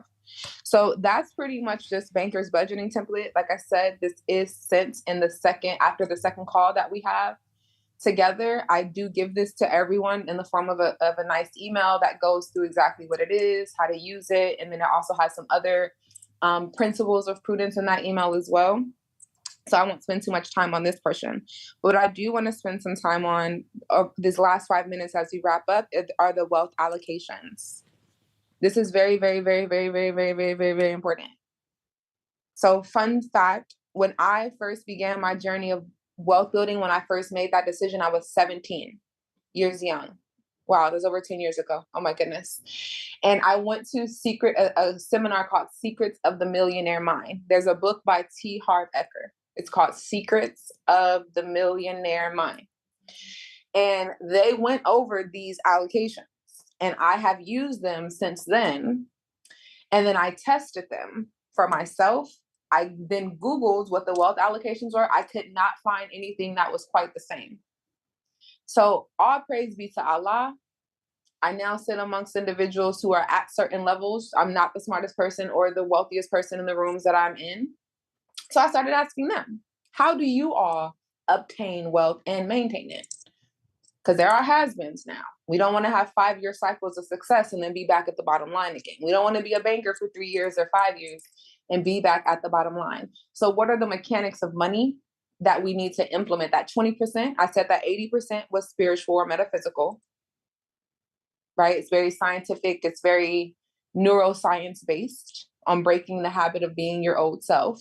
But the other 20% is basic mechanics. Maybe not so basic because we haven't been taught them, but it's doing these things over and over and over and over and over again that are going to take us to that next level. So this is how you budget every single dollar. Whenever you earn $1, $1. If you earn $10,000, $100,000, or $1 million, it matters not. These allocations are still the same. But Sister Alexis, I only made $1 this month. Okay, we'll take that dollar and we're going to break it up just according to this, because it's the same principle no matter if it's $1 or $1 million of them. The first one is 50% on your living expenses. So that means for every dollar you have 50 cents is going towards your living expense. If your living expenses that you calculated on your banker's budgeting blueprint, if it's outweighing 50%, you're living above your means. That means that something has to be reallocated because I'm taking more than 50% of my hard-earned money to live today and robbing myself from tomorrow. So 50% of every dollar, 50 cents of every dollar goes towards your living expenses. Depending on your age, if you're between the ages of 20 and 30, the number is between 20 and 30% that you're supposed to be setting aside of your salary. So that means if you make $5,000 a month, well, 25% of that 5,000 or 10,000, whatever amount you earn, 25%, 25 cents of that dollar, if it's $1, is set aside for wealth mastery account. Well, what is a wealth mastery account? It's an account where you're putting reserves for your future self because you're working on mastering wealth. If you're figuring out what to do with money, where to invest it, you still should be saving it though. Still put that money for your future self. Because when we say have wealth for generations, let's live and leave a legacy, we are the next generation. 25 years is one generation. So the next generation is still you. So we have to make sure that we have this 25% that we're using to master our wealth for this generation and the next. 10% goes towards leisure, play, the things that make you feel good. If it's Starbucks, if it's food, if it's, well, hopefully it's Navy Bean something if it's food. Maybe you go out and eat it. But as long as it makes you feel good and it's good for your body, you're eating it to live or you're doing the thing to live, it aligns with our morals and principles, go have some leisure time with that 10%. If it's a spa day, if it's your nails done, we can't just keep working to work and not working to live. The other 10% is going to go towards self-mastery. Self-mastery are the things that you want to invest in yourself to make your future self more wealthy. So it could be something that you're learning about where you're going to place your wealth mastery account. Because we either pay our way or serve our way. And when we invest in ourselves, when we invest in programs, when we invest in courses, when we invest in mentorship, we're not just, well, I don't want to speak for anyone else. For me, I'm paying to collapse decades into days. I'm paying to avoid mistakes. And I'm willing to put 10% of everything I'm earning to say, hey, I want to take this 10% so I can advance myself by 10% with information that I can apply that I wouldn't have had time to learn. When I first joined BWO or when I first joined digital real estate with Brother Ben, the reason I was okay with paying is because I know that Brother Ben had at that time maybe 8 years more than me in experience that he was able to collapse decades into days for me. He was able to take the information that he learned over 5 years, 6 years, 7 years, 8 years, 9 years, put it in an applicable way for me to be able to apply it and use it. So that's what the self-mastery account will be for. And then lastly is 5% to give, pay your alms tax, whether it's charity, you can give 5% of your time. If you're like, hey, well, I want to give 5% of my income, but maybe my bills are a little bit higher and I don't pay myself yet. Okay, well, pay yourself first and give time instead of money if that's necessary. But the whole full circle is we really want to master 50% of our income go towards living expenses. Have 25% go towards an account for our reserves that's earning compound interest that we can leverage, that's growing for our future self. We want to have 10% for things that make us motivated to do this again, to go back to work, to be an entrepreneur, to show up better today than we did yesterday. 10% for our self-mastery, our personal development. What skill sets can we learn? Because our people perish from lack of knowledge. What skill sets can we invest in? What mindset can we invest in to master ourselves? And then lastly, the 5% of giving our time or our income for alms tax or for charity purposes of your choice. So I am complete. That sums up exactly what I wanted to share. I'm actually going to switch. Give me 1 second, Brother Ben, so I can just make sure I don't lose you guys.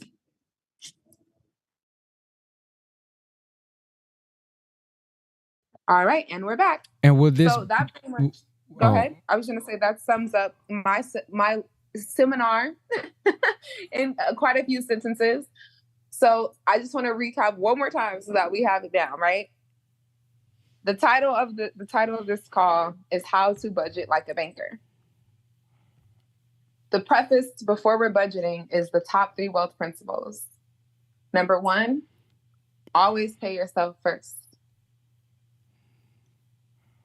Number 2, always make sure my money is working harder for itself than I do. And number 3, we never violate rule number 1 and number 2. The second portion of that is paying ourselves first. How do we pay ourselves first? You get really clear on your bottom line. You're going to go through, whether that's through booking a call, or you can also Google budgeting templates. I remember speaking to a sister who wasn't comfortable sharing her financial information. So if that's the case, you want to just go on Google and look up zero-based budget worksheets, or look up balancing worksheets, budgeting balancing worksheets, and figure out exactly what your bottom line is. How much does it cost to operate for my family to operate, or how much does it cost to be me, go to work, etc., in comparison to how much I'm actually earning. With that worksheet, you're then going to apply the wealth allocations that we just went over. Rebalance that thing out. Okay, so even if I was over leveraged before, I was spending way more than I was earning, I didn't have all the principles I needed, I was today years old. That means I was today years old. I was today when I found out that I'm supposed to pay myself first. Just start from right where you're planted right now, and moving forward with that sheet, you want to add your income and identify the ideal wealth allocations. So this is what I should be doing. I know this is what I was doing, but this is what I should be doing, and this is what I'm working on doing. So that sums up my seminar. And I would love to open if there's any questions, thoughts, feedback, or observations before we segue. And Brother Ben, thank you again for cultivating the culture and bringing this information to them. Yes, ma'am. I want to make sure everybody knows where to locate the replays inside of school. So everybody should be inside of school. www.thepowercall.net, www.thepowercall.net, www.thepowercall.net. Please go make your profile. If you would like to locate the replays, this is what you do. You go to community here on your phone. You would just slide these over to the left with your hand. These are slide. But if you're on a computer, just hit more so you can see more of the categories, and hit Power Call Replays right here. When you hit Power Call Replays, boom. This is where you can find it. Now, you guys may notice, hey, this say 5 days ago. This say 7. Oh, never mind. We just need to get it updated. But they'll be there inside of the Power Call. Hold on 1 second.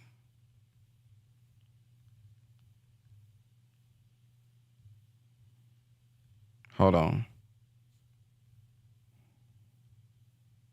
But they'll be here inside. We'll get the new ones uploaded if you guys don't see them. Also, though, if you go to YouTube, if you go to my YouTube channel, Hold on. Brother Ben X YouTube.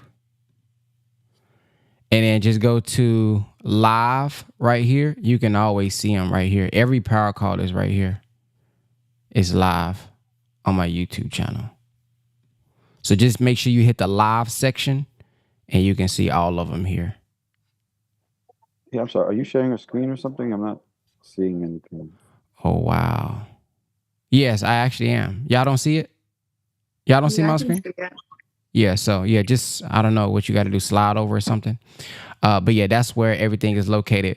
Sister Shalon, you just made me think about something. On school, some of y'all may be in digital real estate and the power call. What I've noticed is what's going on is y'all like, hey, where is this? Where is that? I don't see it. That's because y'all are looking in the wrong community. If y'all ever want to switch communities back and forth, click this right here, and this is how you get to the digital real estate. When y'all ready, because when y'all join BWF, y'all gonna be in this same platform. So, but y'all will be here in the membership.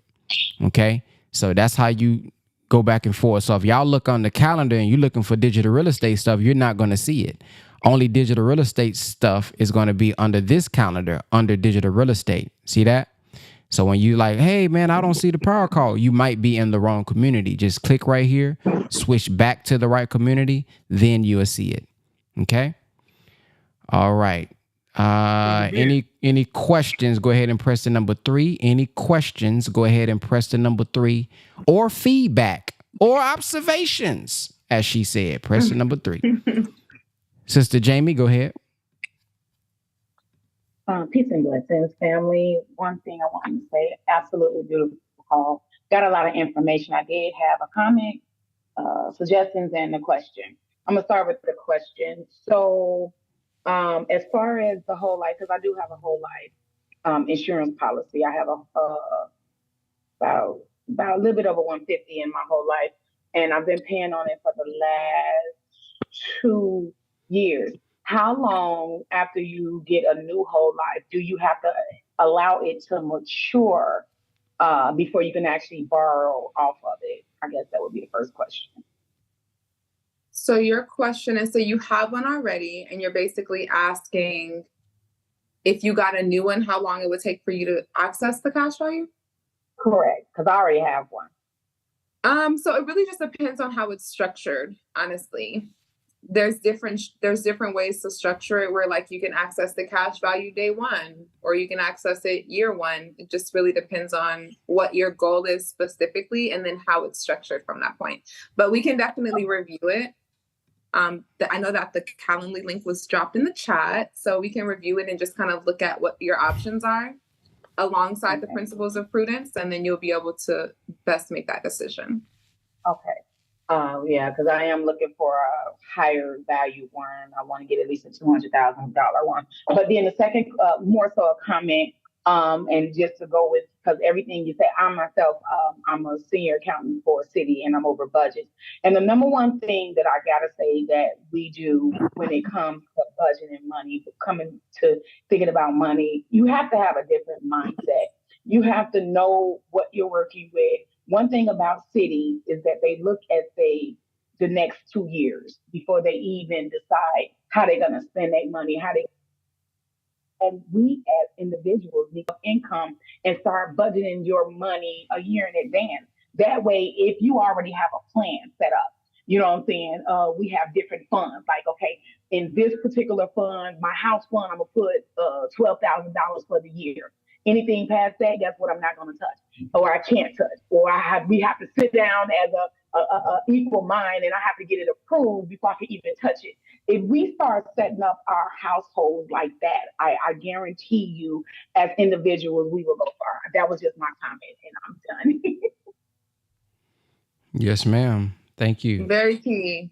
I love that I just want to add a pinpoint. I love that you touched on the mindset because that's most of what we're focusing on, especially with building wealthy families, is the 80% of the mechanics of the mind that have to be mastered, but because the 20% of mechanics of the money are pretty simple, but the mindset shift is imperative. So thank you for sharing that. All right. Up next, we got Brother Benny.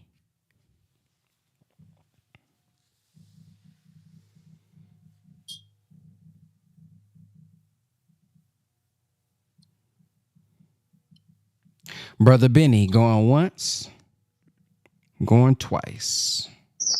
Oh, I'm sorry, brother. I was speaking on mute. Assalamu alaikum. Wa alaikum salam. Okay, I've enjoyed all of the calls that I've been blessed to attend. Praise be to Allah. I've made several attempts to set up my profile, and I've added a picture, entered my bio, but it will not submit. I cannot submit it, so I'm stuck there. Yeah, I'm not sure. Maybe one of the admin can help you out. I'm not sure. Can any of the admin maybe help him out and see what see today and see what may be going on? They'll reach out to you, Brother Benny, and see if they can help you go ahead and get set up. Thank you. Yes, sir. All right, Sister Gwen. I just have one question. When doing the balancing worksheet and the budgeting template, how do you account for unforeseen expenses, like your car breaks down or your refrigerator go bad or whatever? How do you account for that if you're living on the last dollar? So if you're living on the last dollar, how do you account for expenses that may come up? Honestly, the first place I would look is if you have to go to your wealth mastery account, or if you have to redo some of those allocations for things of that nature. I would say it's flexible enough for you can change kind of the allocations essentially. So like if you're saving 10 to 20% of your wealth mastery account, and it just so happens that you need a percentage of that for expenses or unforeseen expenses, that's kind of why we put the wealth mastery account in a place like an emergency fund that we set up, that we have access to, but that still is earning interest as well. I think one of the sisters just said that as well, an emergency fund. So like if your 10% leisure is an emergency fund, or if your 10% self-mastery is an emergency fund, you can kind of just change the allocation for whatever is most suitable for you at that time. All right. And then the last question, because that was it. We right on time. I got a meeting at 11 o'clock. So amazing. Thank you all for tuning in. Any closing words from you, Sister Alexis? Honestly, the only words that I would leave us with is mastery, right?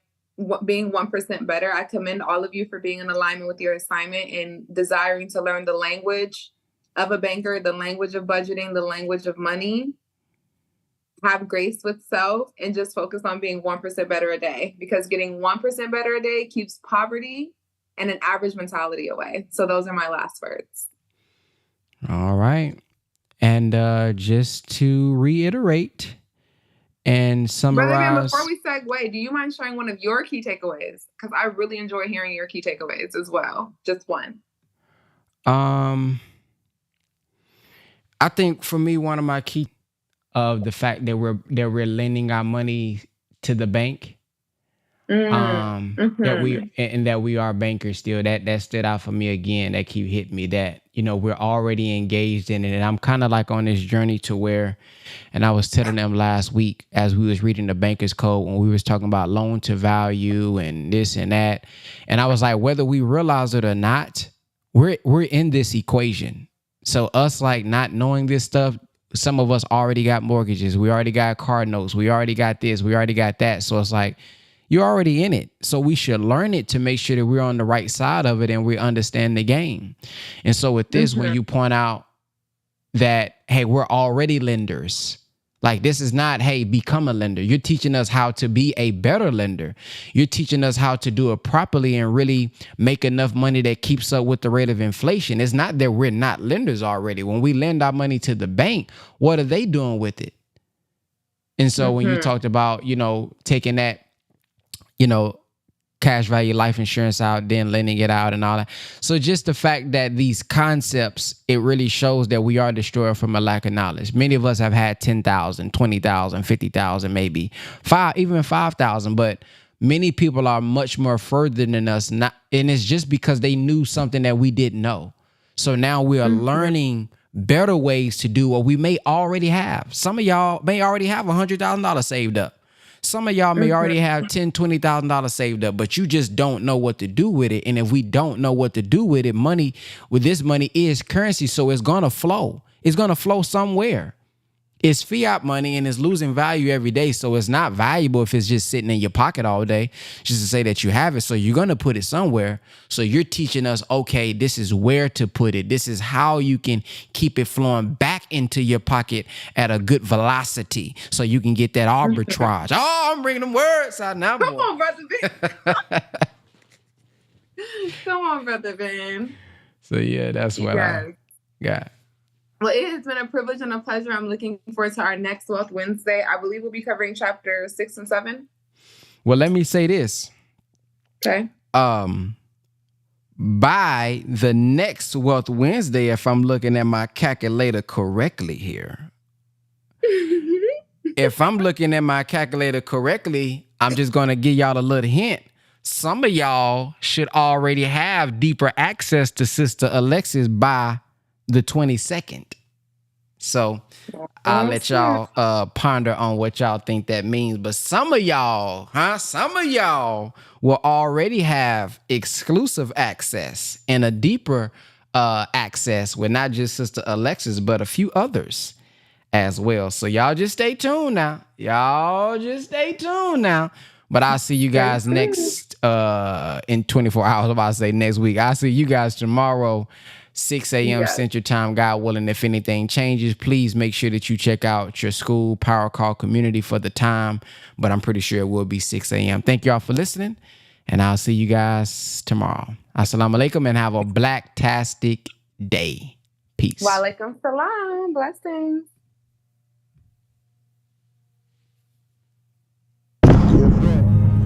Is Brother Ben here? Brother Ben.